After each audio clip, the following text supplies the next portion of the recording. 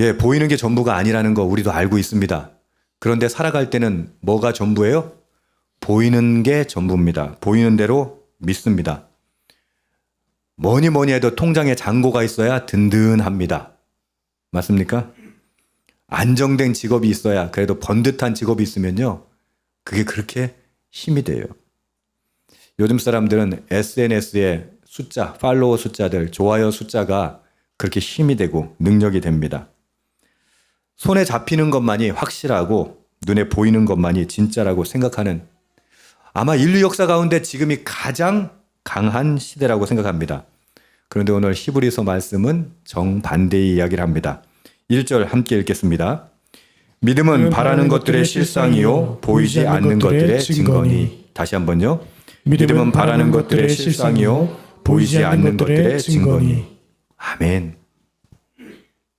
바라는 것들의 실상이요 보이지 않는 것들의 증거니. 이게 무슨 말입니까? 너희들 보이는 대로 믿잖아. 만져지는 것만 따르잖아. 그런데 실제로는 그렇지 않아. 이렇게 얘기합니다. 여기 실상이라는 말은 그리스어 휘포스타시스라는 말인데요. 아래에 서 있는 것이라는 뜻입니다. 건물의 기초 같은 건데 여기 보면은 바라는 것들의 기초랍니다. 그러니까 소망하는 것들 아래서 떠받치는 단단한 토대가 무엇이다? 믿음이라는 거예요. 바란다고 다 이루어집니까? 안 이루어진다는 얘기예요. 그런데 그 바라는 것을 이루어지게 하는 게 무엇이다? 믿음이다 라고 하는 겁니다. 로또를 붙들어 놓고 할렐루야 믿습니다. 이 로또가 될 줄 믿습니다. 지금 그 얘기하는 거 아니에요. 여러분, 진정한 소망, 소원이 있다면, 바람이 있다면 믿음으로 그것은 실제 이루어진다는 겁니다. 이 휘포스타시스는요, 고대에서 재산의 소유권을 증명하는 권리증서와 같은 용어였습니다. 아직 손에 쥐지 못했지만 그것이 내 것임을 확증해주는 문서입니다. 그것이 믿음입니다. 그냥 눈 감고 닥치고 믿어라, 그 얘기가 아니에요. 우리는 자꾸 믿음을 그렇게 생각해요. 믿습니다, 믿습니다. 안 믿어지는데 막 마인드 컨트롤 하듯이 믿습니다, 믿습니다. 그 얘기를 하고자 하는 게 아닙니다. 약속하신 분이 누구예요? 하나님이시니까, 신실하시니까 그 보이지 않지만 그것이 현실로 나타낼 것이라는 것, 나타날 것이라는 걸 확신하는 것, 그게 믿음이라는 겁니다.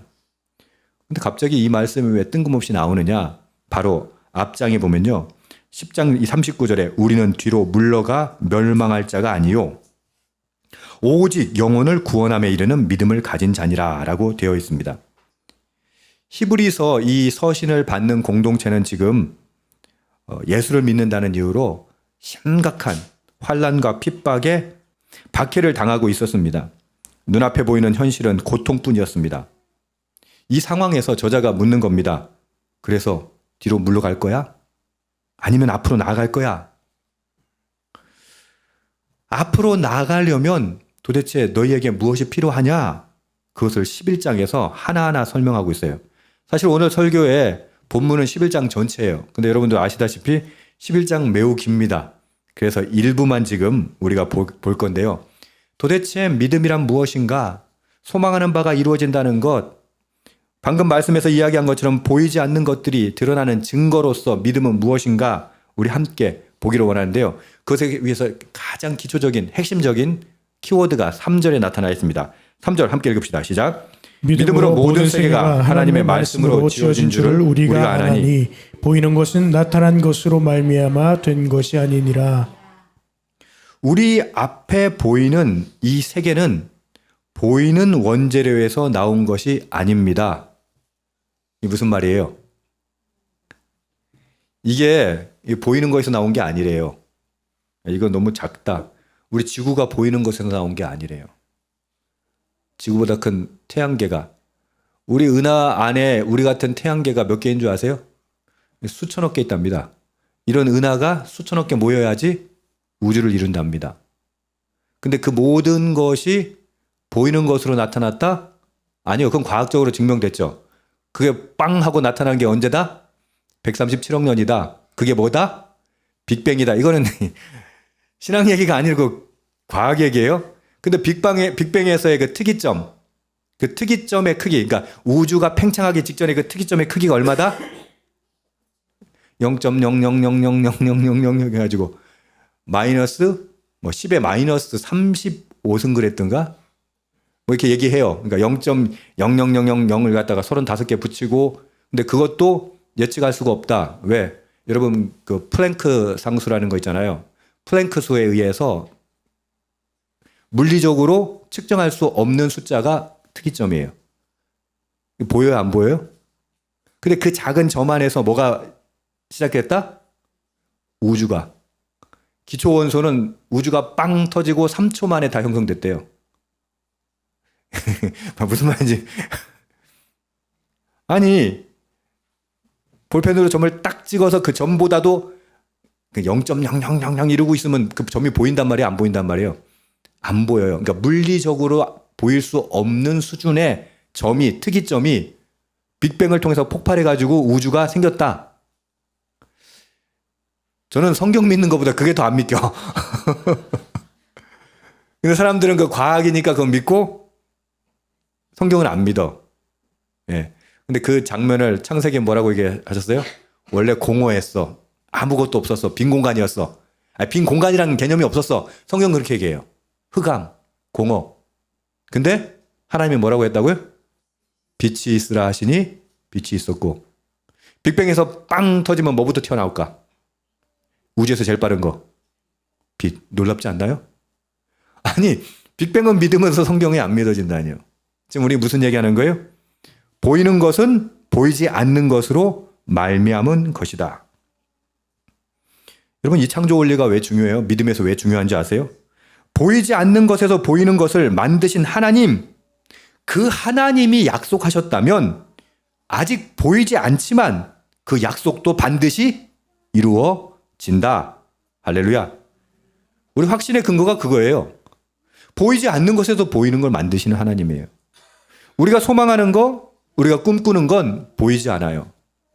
하나님의 약속, 그리고 하나님의 약속의 성취가 일어나는 거예요. 그 뭐다? 보이지 않는 것에서 보이는 것을 하나님이 만드신다는 거예요. 결국 창조는 무엇이다? 믿음의 출발점이 된다라고 말하는 겁니다. 히브리서는 이런 인물들이 계속해서 나옵니다. 보이지 않는 걸 믿고 살았던 인물들. 너무 많아서 오늘은 10절까지만 볼 거예요. 그 첫 번째 인물이 아벨인데 여러분 굉장히 좀 당황스러운 인물이에요. 4절 함께 읽읍시다. 시작. 믿음으로 아벨은 가인보다 더 나은 제사를 하나님께 드림으로 의로운 자라 하시는 증거를 얻었으니 하나님이 그 예물에 대하여 증언하심이라. 그가 죽었으나 그 믿음으로써 지금도 말하느니라. 여러분들이 아벨에 대해서 아는 건 가인과 아벨 이야기밖에 없어요. 아벨도 가인도 제사를 드렸는데 하나님이 아벨이 제사를 받으셨고 가인이 그것 때문에 빡쳐서 요새 말로 어떻게 해요? 아벨을 죽여요. 끝. 그래가지고 막 연구를 하는 거야. 고민하는 거야. 가인은 곡식으로 제물을 드렸고 아벨은 짐승으로 제사를 지내가지고 하나님이 아벨의 제사만 받으셨어 라고 주장을 하는 사람도 있어요. 여러분 그러면 구약시대에는 뭐 곡물 제사 없었어요? 있었어요. 그 얘기가 아니에요. 지금 이야기하는 게 뭐예요? 아벨은 양의 첫 새끼와 그 기름, 다시 말해서 자기가 가진 가장 좋은 것을 드렸다는 겁니다.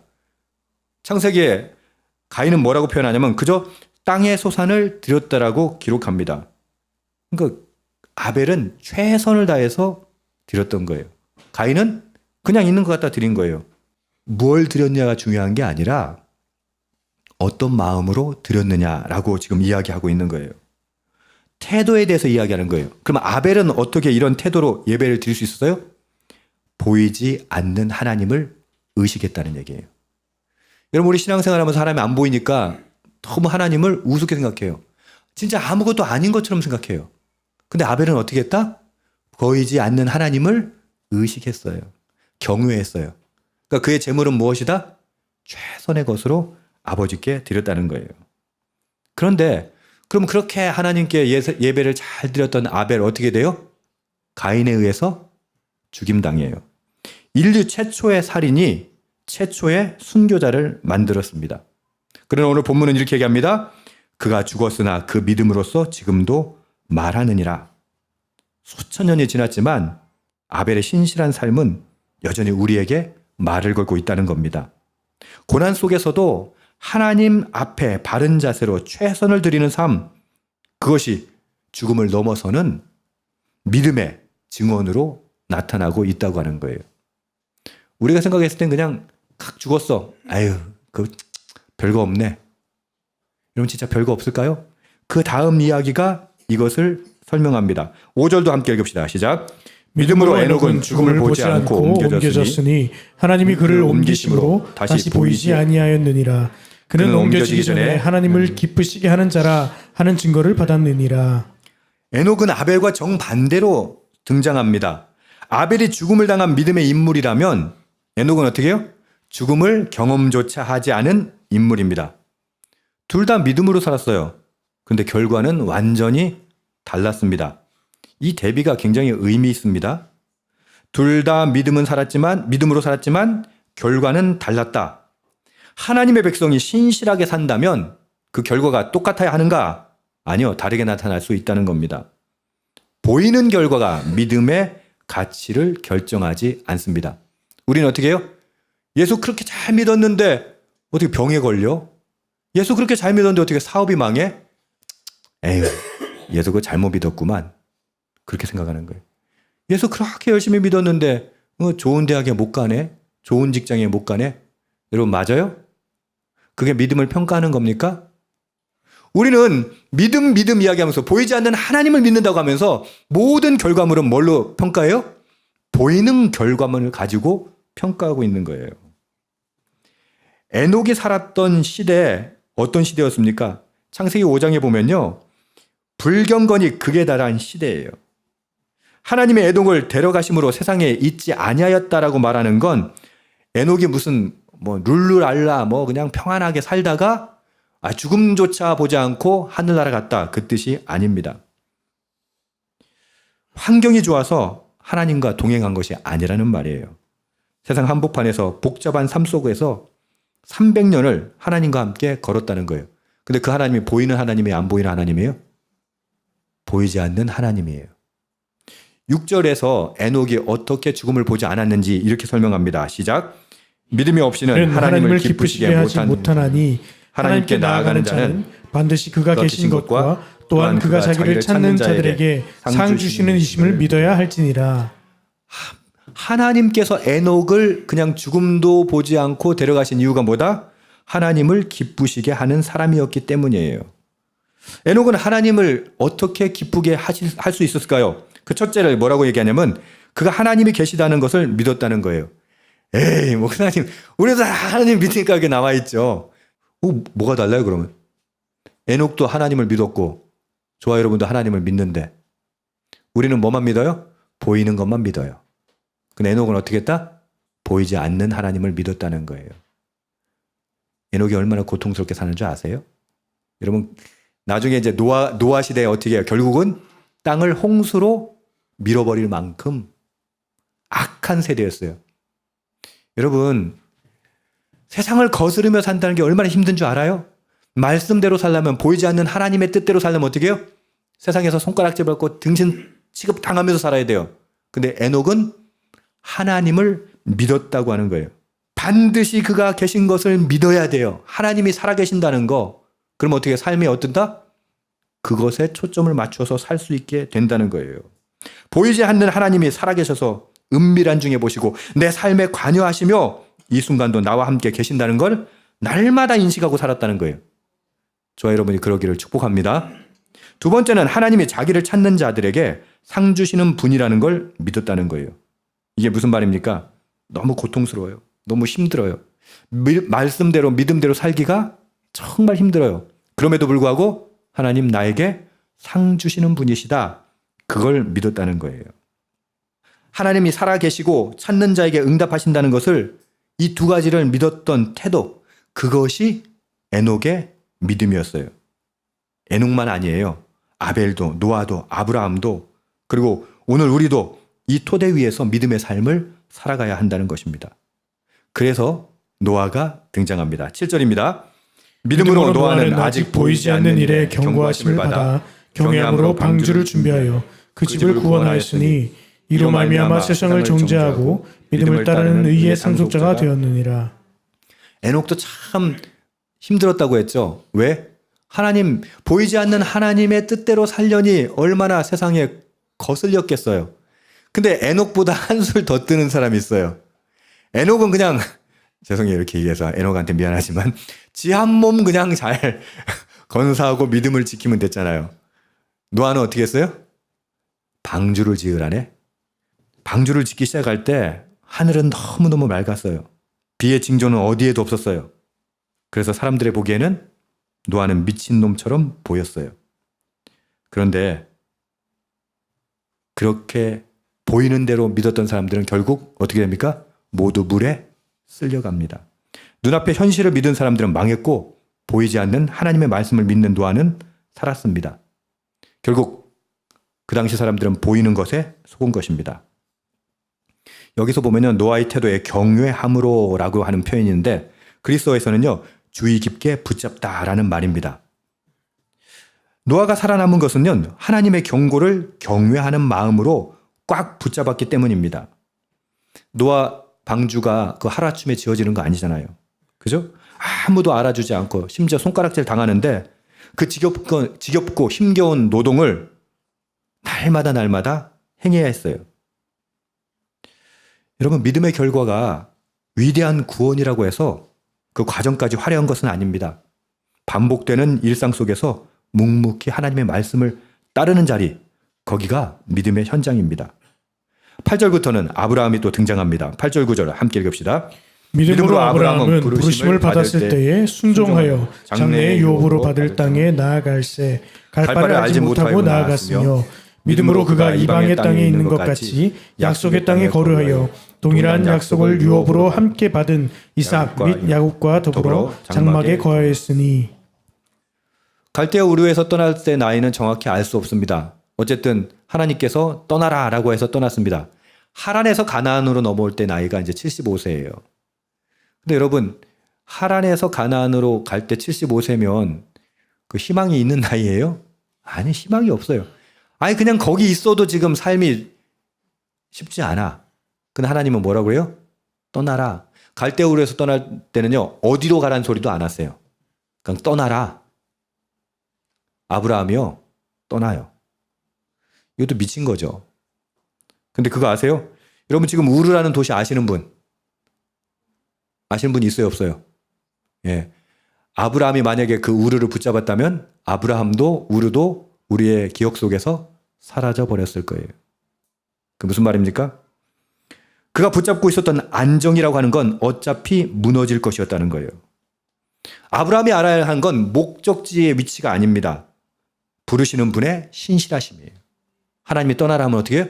그냥 떠나라고 말씀하시는 거예요. 저는 사실 설교하면서도요. 저보고 하나님이 떠나라 이러면 어디로요?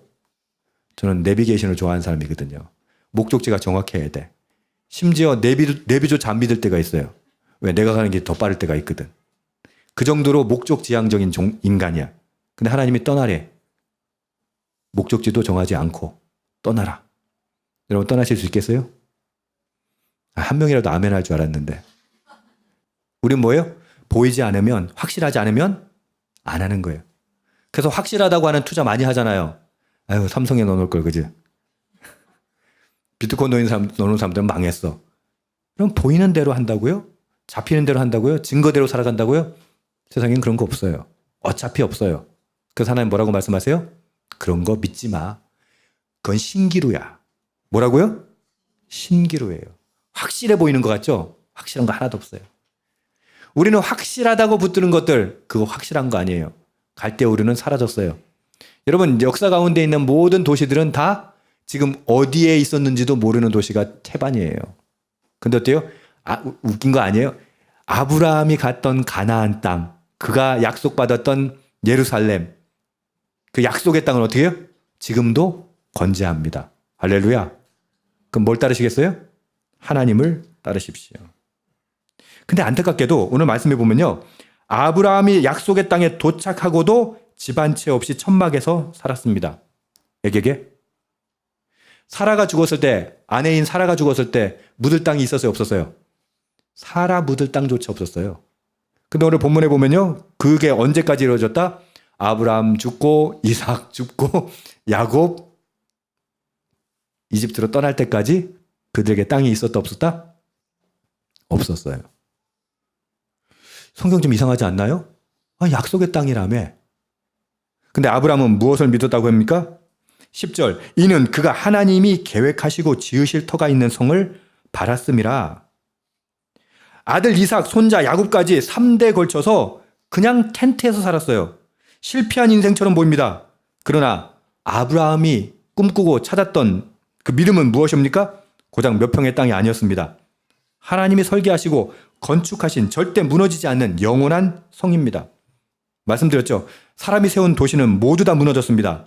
우르도, 바벨론도, 로마도. 그러나 아브라함은 무너지지 않을 것을 찾은 사람입니다. 물론 그의 삶 가운데에서는요. 결과적으로 우리가 보니까 성공한 것 같죠. 그의 삶은 어땠어요? 고난이 있었고 힘들고 아픔이 있었죠. 이런 얘기하면 이래요. 목사님 이왕이면 내 대에 어떻게 해결할 수는 없을까요? 걱정하지 마세요. 아브라함 당대 최고의 부호로 살았어요. 근데 왜 제가 설교할 때 그런 부분을 부각하지 않아요? 여러분 하나님께서 이 땅에 살 때 여러분 복 주세요. 건강 주시고 물질도 주세요. 근데 그걸 이야기하는 순간 뭐가 돼요? 목표가? 그게 목표가 돼요. 우리의 진정한 인생의 목표는 뭐예요? 하나님의 뜻이에요. 역사 가운데 하나님께서 사용하시기를 원하셔야 되는데 어떻게 돼요? 우리는 그냥 그게 목표가 되는 거예요. 설교자도요. 어떤 설교하기 좋은 줄 아세요? 복 받으십시오. 건강하십시오. 병 다 나으십시오. 부자 되십시오. 그런 설교하고 싶은 마음이 커요. 왜? 그게 내가 보이거든. 근데 그 성경은 뭐라고 얘기해요? 그런 건 일종의 부산물이야. 여러분 성경의 인물들 다 보면요. 다 잘 살았어요. 고난 받았지만 근데 성경에선 그걸 주목하지 않아요. 왜요? 그거는 부산물이에요. 더 중요한 게 뭐예요? 약속. 하나님의 뜻 이루어지는 것입니다. 히브리서 11장은 아브라함 이후에도 많은 사람들의 이름이 쏟아 나옵니다. 이삭, 야곱, 모세, 라합, 기드온, 바락, 삼손, 입다, 다윗, 사무엘 수많은 선지자들이 나옵니다. 그런데 그 모든 사람들의 결말이 모두가 해피엔딩은 아닙니다. 물론 어떤 이는 나라를 정복하고 사자의 입을 막지만 어떤 이들은 돌에 맞아 죽고 톱에 잘리고 칼에 맞습니다. 양가죽과 염소가죽만 두르고 강야와 동굴을 떠돌아다니기도 합니다. 그런데 히브리서 11장의 저자는 이 사람들에 대해서 이렇게 얘기합니다. 세상이 감당하지 못할 사람이라고. 아멘. 세상 기준으로는 실패자였지만 하나님의 기준으로는 세상 전체가 감당할 수 없었다. 누구를? 믿음의 사람들을. 그리고 39절에 이런 말이 나옵니다. 이 사람들이 다 믿음으로 말미암아 증거를 받았으나 약속하신 것을 받지 못하였으니. 어떤 분들은 약속의 성취를 자기 눈으로 보지 못하고 죽었다는 말입니다. 그런데도 하나님은 그 사람들을 믿음으로 살았다라고 인정해 주십니다. 보이는 결과가 좋으면 믿음이고 나쁘면 믿음이 아닌 것은 아닙니다. 승리를 하든 순교하든 눈앞에서 아무것도 보이지 않아도 약속하신 하나님을 놓치지 않는 것, 그것이 믿음입니다. 보이는 것에 전부를 거는 삶은 결국 무너지는 것 위에 쌓는 삶입니다. 보이지 않지만 진짜 확실한 것, 하나님의 약속을 끝까지 붙잡는 것이 진짜 믿음입니다.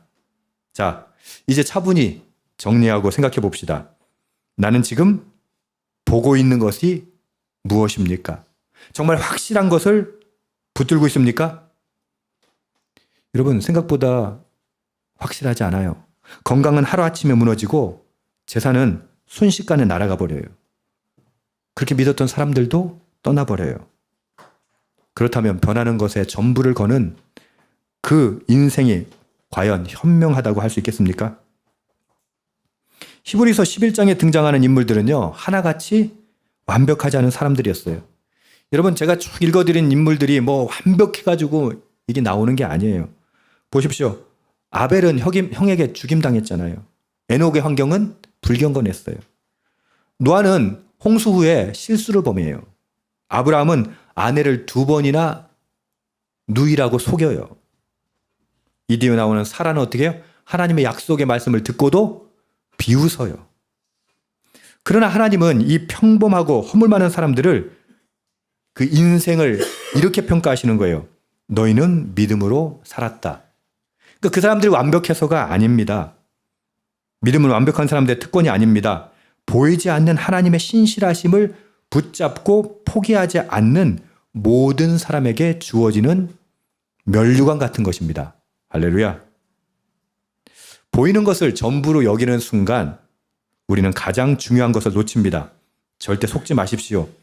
이제부터 보이지 않지만 확실한 것, 하나님의 약속을 믿음으로 붙잡고 사는 저와 여러분 되기를 주님의 이름으로 축복합니다. 아멘. 기도하겠습니다.